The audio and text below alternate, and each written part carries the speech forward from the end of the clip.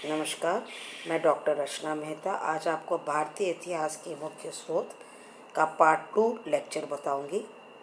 जैसे कि हमने पिछले ही क्लास में पढ़ा था कि इतिहास का अध्ययन स्रोतों पर आधारित होता है, मगर इस अध्ययन को हम दो भागों में विभाजित करते हैं, यानी कि स्रोतों को हम दो भागों में विभाजित करते हैं, पुरातात्विक और साहित्यिक। पिछला टॉपिक हमने पुरातात्विक स्रोत पर किया था। आज का लेक्चर हमारा साहित्यिक स्रोतों पर है। साहित्यिक स्रोत जो हैं उन्हें हम दो भागों में विभाजित कर सकते हैं।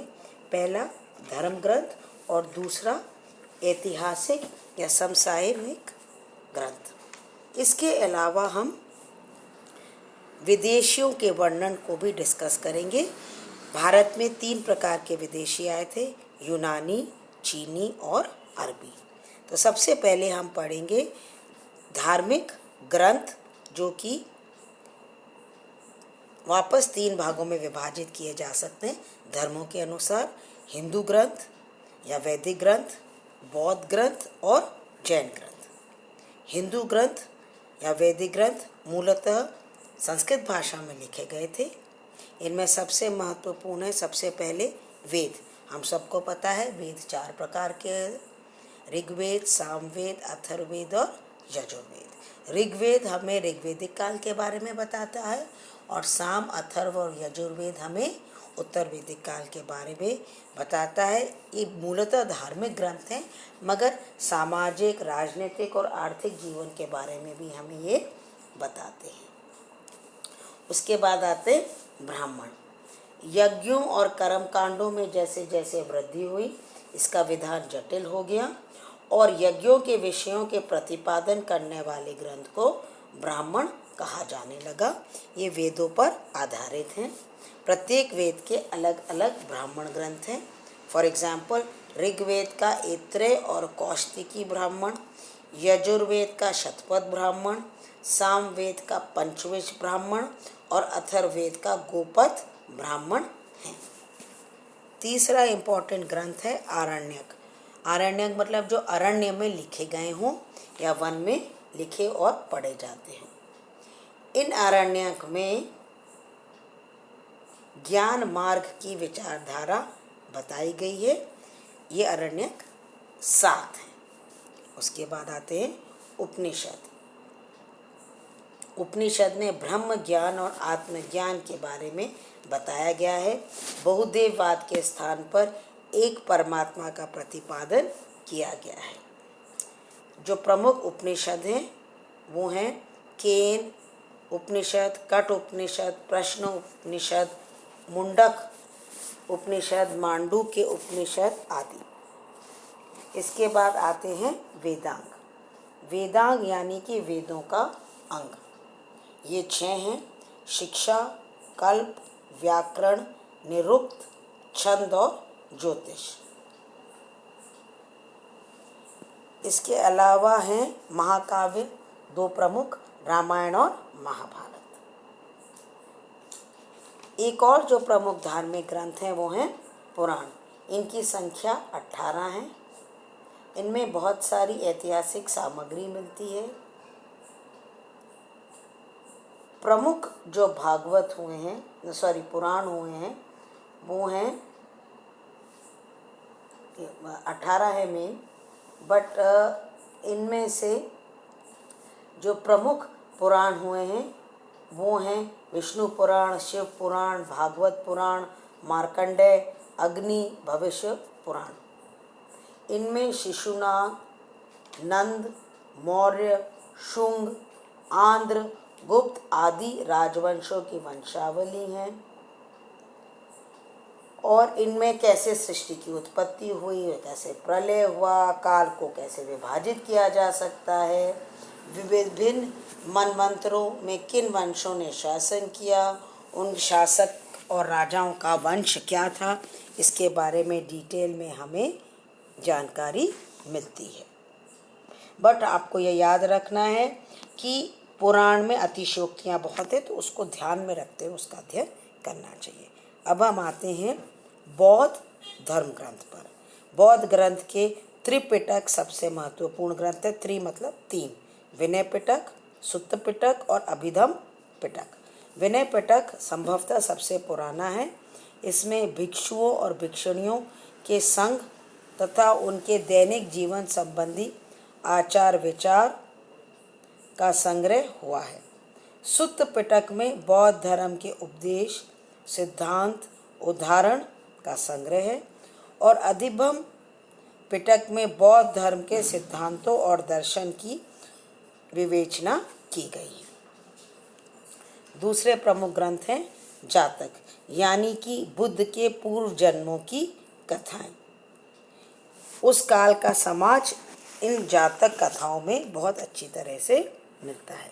इसके अलावा अन्य जो ग्रंथ पाली भाषा में लिखे गए हैं वो हैं मिलिंद पन्हो, दीपवंश और महावंश। मिलिंद पन्हो में यूनानी शासक मिनेंडर और बौद्ध भिक्षु नागसेन के बीच में वार्ता का वर्णन है। दीपवंश और महावंश दोनों श्रीलंका के प्राचीन इतिहास के बारे में जानकारी देती है, मगर इन दोनों में ही अशोक और उनके वंशजों का वृत्तांत है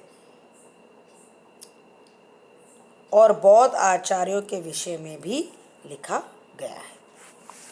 अब हम आते हैं जैन धर्म के जो प्रमुख ग्रंथ थे। सबसे महत्वपूर्ण है परिशिष्ट पर्व। इसके लेखक हैं आचार्य हेमचंद्र सूरी। इसमें भगवान महावीर के समय के राजाओं और अन्य जैन सम्राटों के संबंध में बहुत सारी जानकारी मिलती है। भद्रबाहु चरित्र में प्रसिद्ध जैन विद्वान भद्रबाहु और चंद्रगुप्त मौर्य से संबंधित घटनाओं का वर्णन मिलता है। हम सबको पता है चंद्रगुप्त मौर्य ने जैन धर्म अपना लिया था अपने अंतिम वर्षों में। तो ये हैं कुछ धार्मिक ग्रंथ।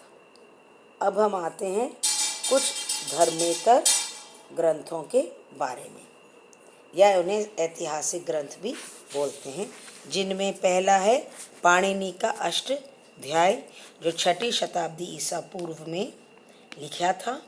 इसमें पश्चिमोत्तर भारत के राजनीतिक संघों और उस समय की जो प्रमुख जातियां हैं उसका उल्लेख है। फिर कौटिल्य का अर्थशास्त्र, इसमें चंद्रगुप्त मौर्य के काल की शासन व्यवस्था का विस्तृत वर्णन हमें मिलता है।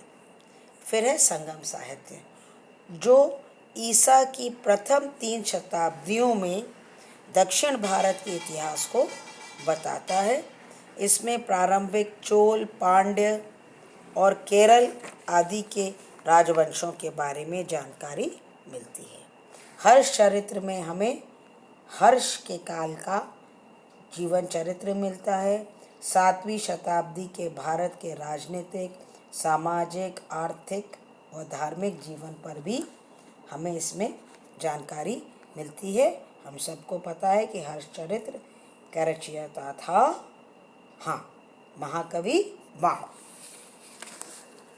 फिर एक कश्मीर की कहानी बताती है कल्हन की राज तरंगिनी। प्राचीन काल से 12वीं सदी तक के कश्मीर का इतिहास, यानी कि जिसे रीजनल हिस्ट्री आजकल कहा जाता है, वो हमें इसमें मिलती है। अब हम आते हैं यात्रियों पर। सबसे पहले हम लेते हैं चीनी यात्री। बौद्ध धर्म को समझने के लिए कई चीनी लेखकों ने भारत का भ्रमण किया। इनमें जो प्रमुख था वो था फाहियान, जो भारत में चंद्रगुप्त द्वितीय के समय में आया था।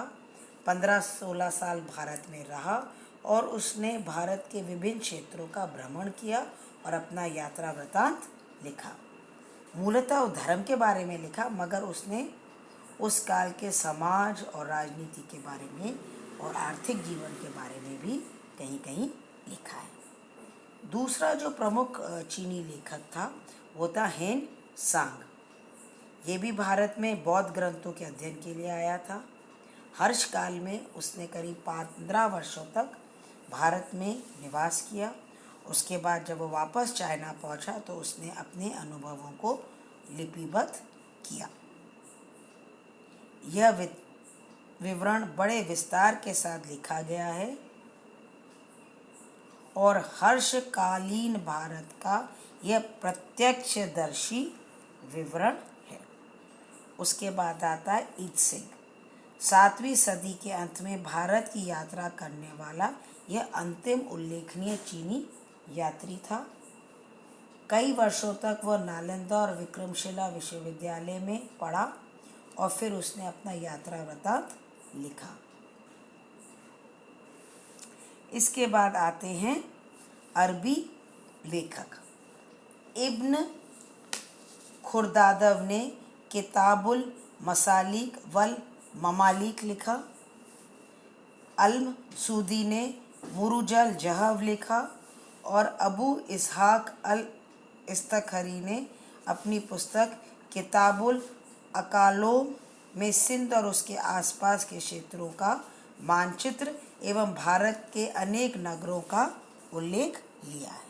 तो इस तरह से हमारा ये टॉपिक कंप्लीट होता है साहित्यिक स्रोतों के बारे में।